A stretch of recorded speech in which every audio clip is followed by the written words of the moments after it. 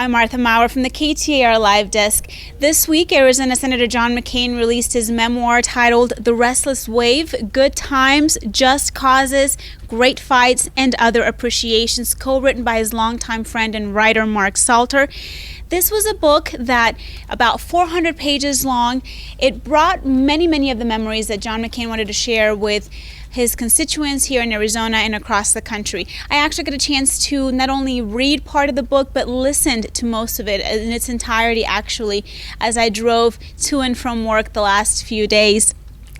In his memoir, John McCain, at least in the audiobook, actually narrates himself the first part of the book as well as the ending. So you get to hear his voice on some of the most intimate and most soulful moments that he finds in this book to share with the public. Now, this memoir comes as Senator John McCain is battling brain cancer. He was diagnosed last summer with glioblastoma, a very serious form of brain cancer, and he has been here in Arizona recovering at his home as he undergoes treatment. He hasn't been back to DC since last year. And so this book covers pretty much a lot of his career in the Senate. You know, he has spent more than 30 years serving our country, both in Congress, both in the U.S. House of Representatives and also in the U.S. Senate.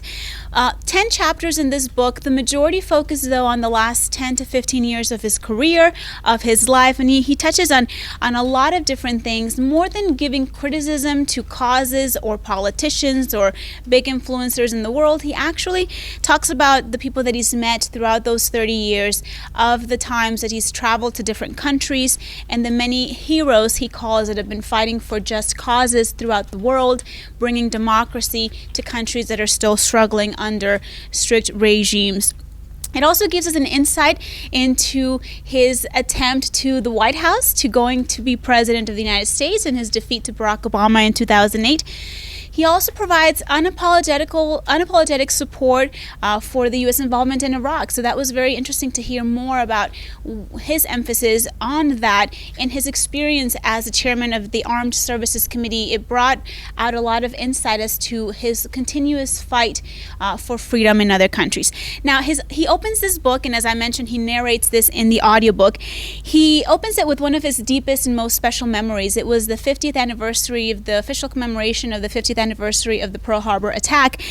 And he opens by explaining how in just that very moment, despite having been to many other Memorial Day events and other such events commemorating our veterans, it was in that moment on the 50th anniversary when he started feeling what he called accumulated memories, those recalling of those memories of people that he's met, of instances and of places that he's visited throughout his career, that he says, you know, it started weighing down on me. And that's when I realized all of these accumulated memories were going to be part of my life and my legacy.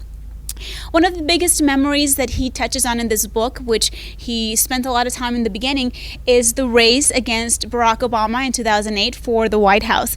He recalls how very early on in his campaign, his campaign nearly died because of lack of funds, but then he had some really good luck in some states that brought him back to be his party's candidate, his nominee for the Republican Party. He praised Barack Obama during those times as somebody who became sort of a phenomenon and someone who had a lot to offer and promised that change for America, that essentially spoke to many Americans to elect him as president.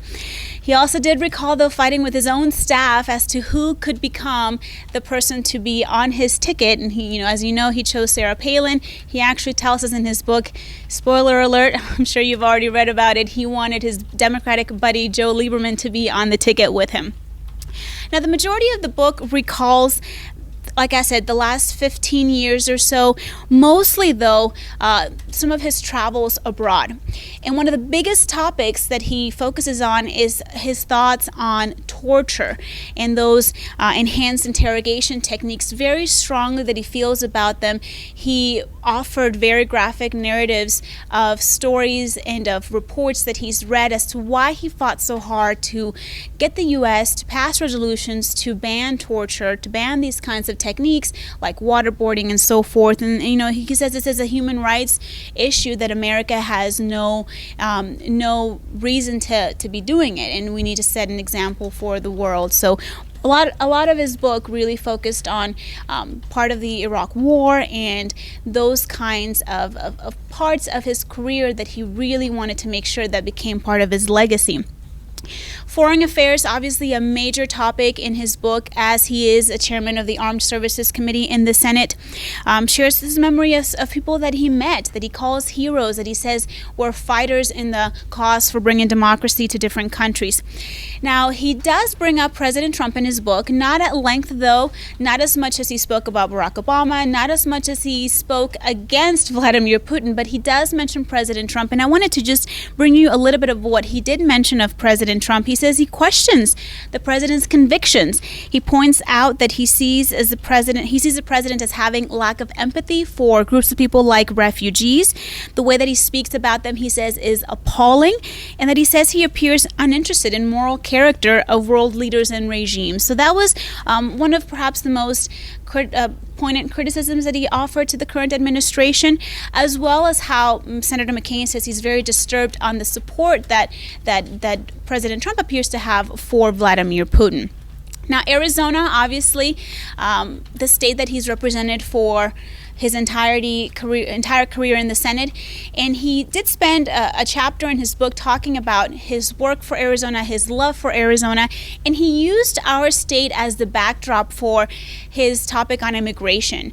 He wanted to make it very clear that Republicans right now are in the wrong side of progress, and that's actually one of the quotes in his book that he says, we need to step back and look at how immigrants in this country have assimilated. Most of those who are here undocumented either have become part of the culture, and we need to be celebrating them and allowing them to become legalized at one point, instead of trying to deport them and trying to spend our effort and money on building a wall.